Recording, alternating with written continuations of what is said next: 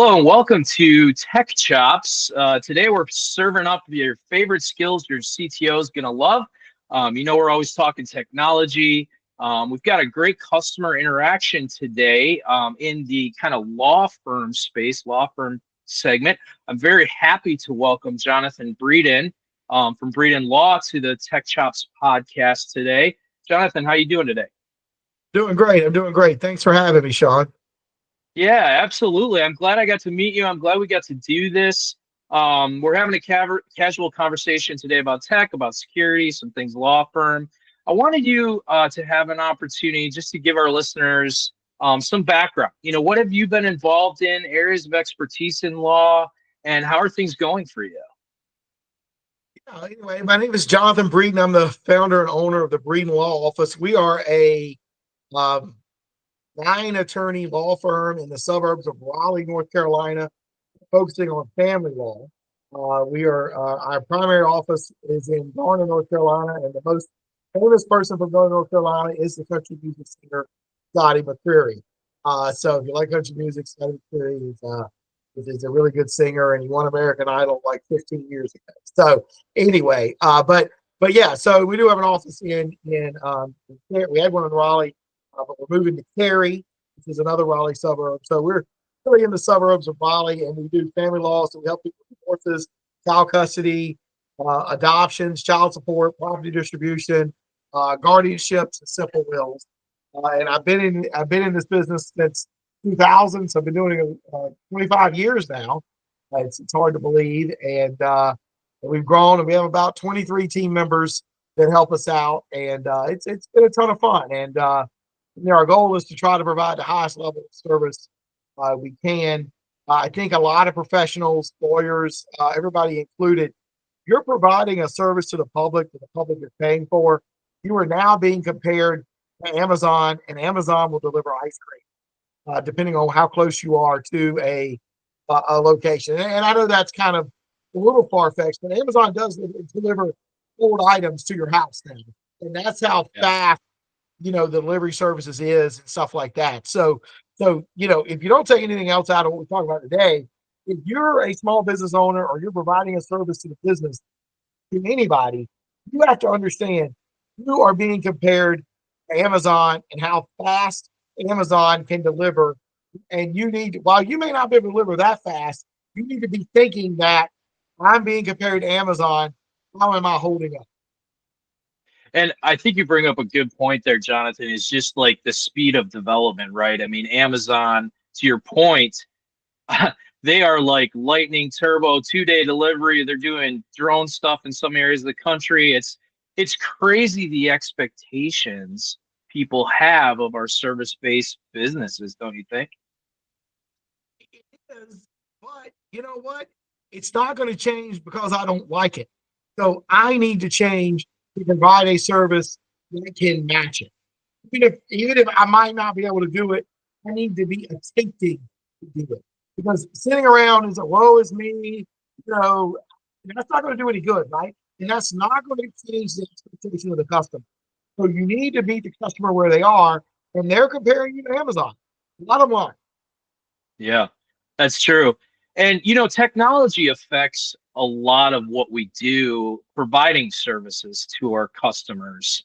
Um, can you tell me how you've overcome some of the challenges on the tech side to have a better deliverable to your clients in family law? Well, I think, I have embraced change. You know what I mean? I'm 50 years old, but I still like to think that I am kind of new and open to new ideas, and I'm not doing things the way I did it 25 years ago. I have a very good local IT provider who's a friend of mine, and I do a lot of what he says. I don't always want to spend what he says I have to spend, but I do listen, and I value his opinion, and I would value your opinion and your team's opinion on what is coming out next and what I need. I was one of the very first people to start storing documents in the cloud like 10 years ago. Like that was a whole new thing, right? And not on some static server in the back of some office somewhere, right? And so, that has made a big difference. It allowed me that single thing right there, putting stuff in Google Drive, where anybody can access a laptop anywhere in the world, has made us way more efficient than we were. I mean, that's probably the single biggest thing that we did was start putting the documents in Google Drive many, many years ago, which then allowed us to, with the purchase of one extra laptop, pivot to remote completely in COVID in 48 hours and not miss a beat because everybody can access the documents, everybody can access the forms. We also use Clio, which is a web-based case management system. It's the number one case management system, I think, in the world for attorneys now. So once again, not on a server. It's just a website. You log into the website. There's an app. Anybody can access it. Anybody in the world. Because, John, I have employees in El Salvador. I have employees in the Philippines. And so we have to be able to communicate and work together with the same documents literally across the world in real time, regardless of what time it happens to be who the employee is. Another big change was going to VoIP phones. And I know everybody's got a VoIP phone now. Like, that made a big difference because now my phones don't ring in Garner or Raleigh, North Carolina. They only ring in El Salvador. And my team in El Salvador processes all the inbound calls and then routes the calls to wherever they need to go instantaneously. And, you might notice they might have an accent. Some do, some don't. But other than that, it doesn't really matter where the phone's being answered. As long as somebody answers the phone is trained and can help you. Once again, Amazon, trained and can help. Like they've sort of mastered customer service. So, I mean, just stuff like that. It's not complicated and not expensive. Has made us able to provide that service even faster than maybe some others. Yeah, and I'm glad you bring this up because I think a lot of people deal with fear about cloud technologies specifically, right? And you fear what you don't understand. But I assume in your practice you deal with a lot of confidential information. I mean, people are telling you about their families, people are telling you about their history, their job stuff, all that stuff, that personally identifiable information. And I think there would be those out there that would give some pushback and say, aren't you worried about all that stuff in a cloud server somewhere? I mean, how do we keep this information safe and secure and make sure that when it's going out to those servers and such, not fall into the wrong hands or be leaked? I was reading about the MGM hack, the MGM Hotels hack that happened earlier in the year, which was catastrophic for them and their business. But these are examples that people will point to and say, security of data is paramount and essential. How have you kind of dealt with some of those conversations? And I'm not going to say that we've done that. We're the 100% best at it. We definitely, we have firewalls in our physical offices.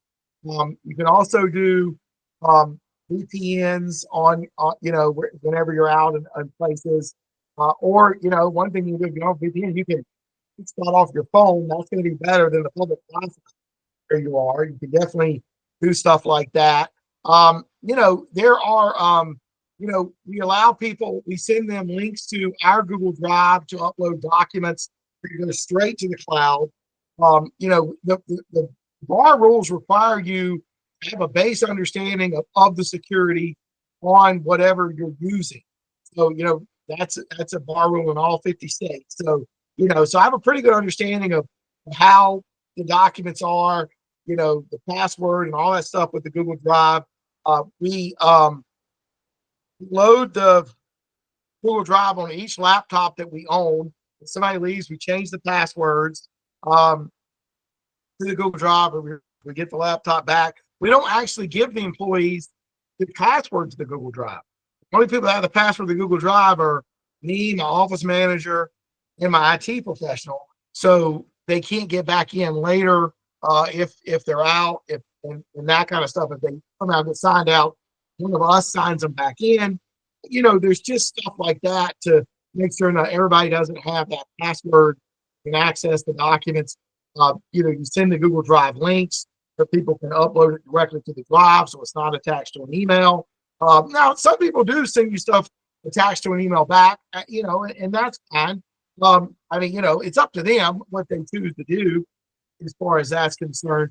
If I was doing real estate at bankruptcy and I was dealing with a lot of, bank account information, stuff like that, I definitely would not be just sending an email. I would definitely be doing encryptions, end-to-end encryption, stuff like that. Cisco, which happens to be based here in Raleigh, has a pretty good program. You probably seen what they've got. So yeah. So we're, there's definitely things that you can do, but I do think that the number one mistake attorneys make is don't educate themselves.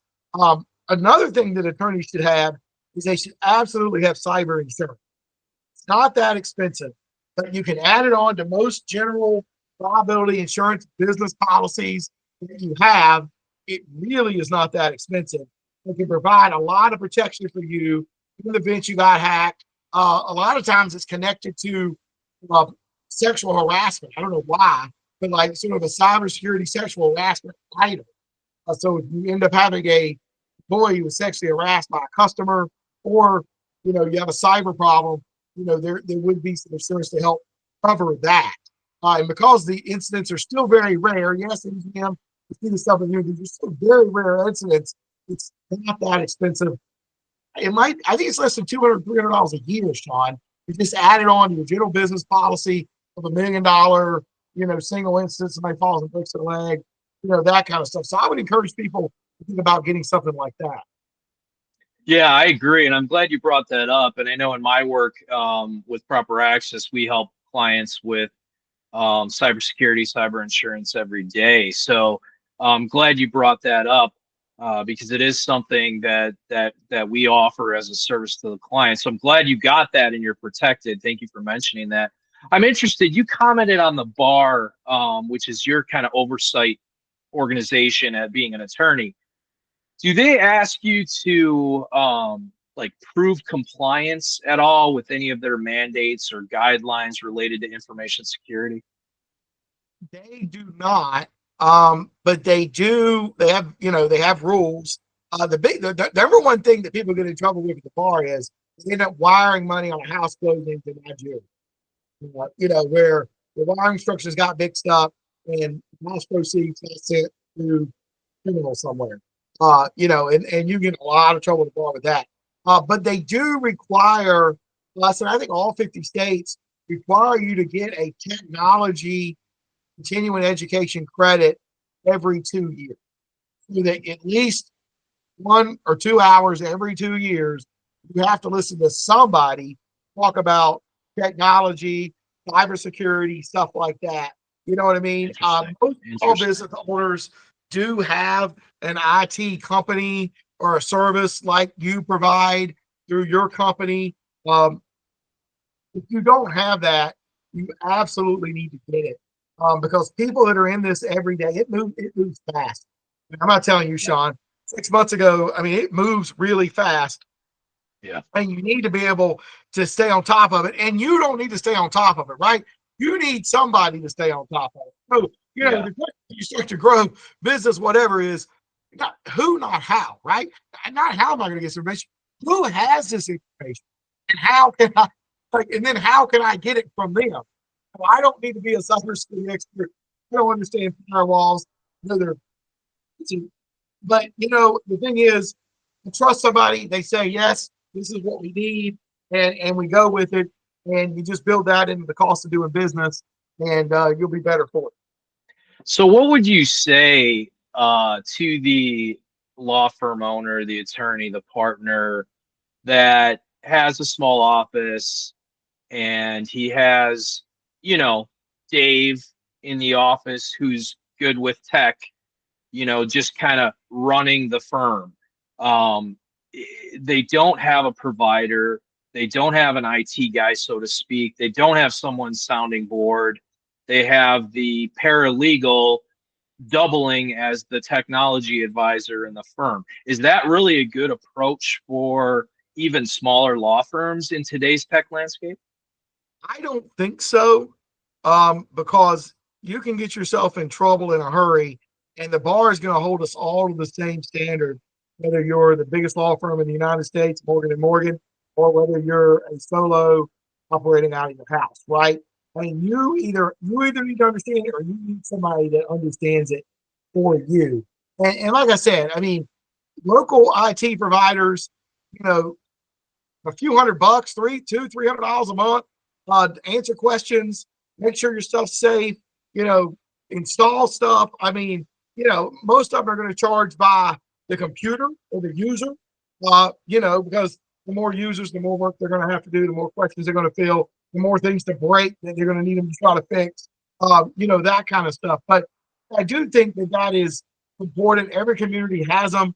You know, you can get local, you can get national, like y'all. You know, whatever you want to do, but you know, it made a big difference for me. And you know, it turned out that the guy I hired was a young man who was just getting started, and now we've been together for, oh my gosh, 14 years, and his business has grown and my business has grown, and we've become really good friends. And you know, it's made a big difference because now I don't have to worry whether I have the latest and greatest. I mean, I don't have the latest and greatest, but I have stuff that is good and comparable, and it works, and I know how it works. You know, because what we do here, Sean, is you know all these attorneys, because we operate out of 3 or 4 offices, we're in 3 counties. Give everybody a laptop, and that's their computer. And when they're here, they can plug it into a workstation with a docking station with 2 monitors, and they can work that way. They take the laptop with them. Everything's in the cloud, and so it's real important that these laptops be working.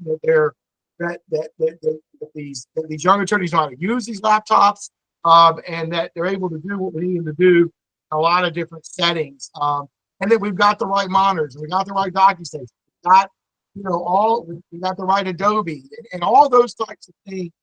That is important because while they do add up in cost, the level of service you're able to provide and what you're charging more than pays for that. Yeah. Yeah. And you know, something that we've been working on in our tech company Proper Access, who sponsors this podcast, is a package for smaller law firms that may not be as fortunate as you to have a local guy taking care of them, making sure they're secure. For that price point that you mentioned, a few $100s a month, it would include cybersecurity, it would include the insurance piece, as well as some proactive things like penetration testing, ongoing things that are testing the infrastructure so that if someone asks, like a bar or an oversight organization, we could, with a compliance document, prove that we're safe and we're taking proactive steps. Do you think law firm owners like yourself around the country would be interested in a service like that? Would that even help them? I think it would, and I mean, and they probably should. I mean, if you could, if you're really good with log me in or whatever remote access, you could probably anywhere in the world, that would be helpful as well. One of the things I like about the in-person thing is he sells printers, he sells laptops, and then he comes and he loads it with all the stuff. You know what I mean? He loads it with Microsoft Office. We load it with our Google Drive and all of that kind of stuff, which is really nice. But I mean, you could do that from your main office and then ship them the laptop once you got it up and ready. You've got your remote access to it and stuff like that. I mean, the biggest thing is remote access and having a company trained and that can fix stuff and troubleshoot stuff from somewhere else without actually being there. And you can get printers and copiers from other people. That's a service that my IT person provides. It even comes and fixes the person. It's just an add-on of sort of being full service provider that he is. Yeah, right. So where do you think the holes are in law firm tech specifically? Have you identified any kind of missing pieces, more than nice to haves, but like, wow, this is something that we deal with, struggle with every day. It touches tech, it touches law, and it's something that needs to be a focus for providers out there as they're servicing accounts like yours. The things we're working on is trying to get, AI to sort of draft some of these documents for us, right? Can we start with form and get AI to take a data set and sort of fill it in so that we can be more efficient in the drafting of some of the more routine things that we draft every day, whether it be a complaint for a divorce or a summons to serve somebody with, let them know that there is a lawsuit, stuff like that. So we're trying to figure out how we can streamline using technology, using AI, some of the more rudimentary type tasks so that we can spend more of our time and our clients' resources in the actual advocacy and working the case, not getting the case ready to file. Interesting. So you Right. are using AI in your practice now. A little bit, right. Not nearly as much as we probably should, but we do use it a little bit. Okay, very good. Yeah, and that's something we're hearing kind of word on the street too is businesses trying to figure out the power of AI and how that is going to impact their businesses and how they can mold it. It's one thing to open a browser window and ask ChatGPT some questions and get some answers. It's a whole another thing, the level you're talking about, which is training it on data sets, molding it, getting it to talk like your firm talks, reading what we put out in the past, crafting things in the same shape, in the same way. I think it's important, and I think that's going to be paramount, especially in a field like law where you're dealing primarily with text. I mean, you guys draft probably hundreds or thousands of documents every month, don't you? We do draft a lot of documents, and we finally got e-filing in North Carolina about 2 years ago. So that we're finally coming into the 21st century there. So it does make it a lot easier than it was when we were having to paper file everything. So yeah, I mean, I think the biggest mistake law firm owners make is they just don't study it, particularly law firm owners that are older than me. I'm 50. You know what I mean? They just don't understand it. Been doing it this way for 30, 40 years, and they're not even aware of what efficiencies are out there.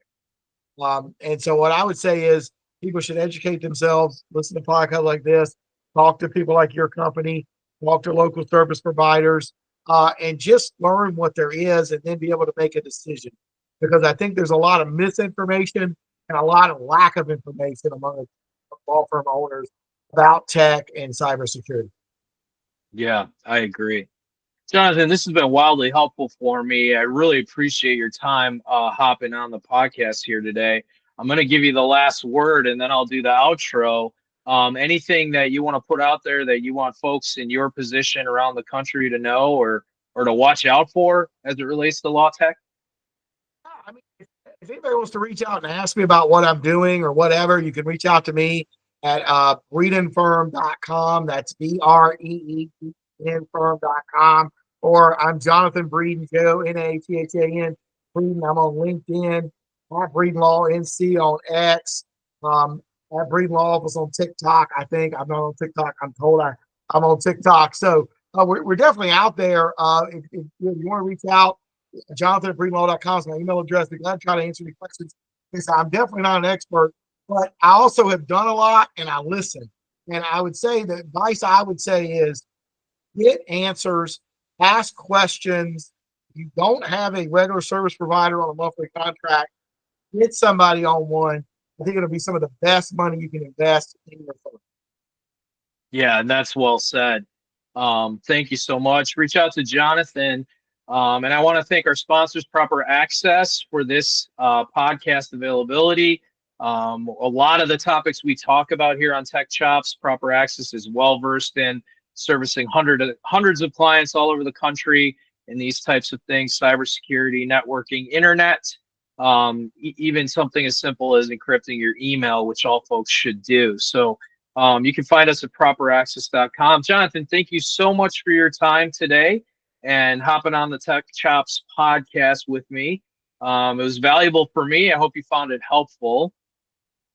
I did. I appreciate you having me, Sean, and I appreciate everything that you and Proper Access is doing because that service is needed more and more and more every day.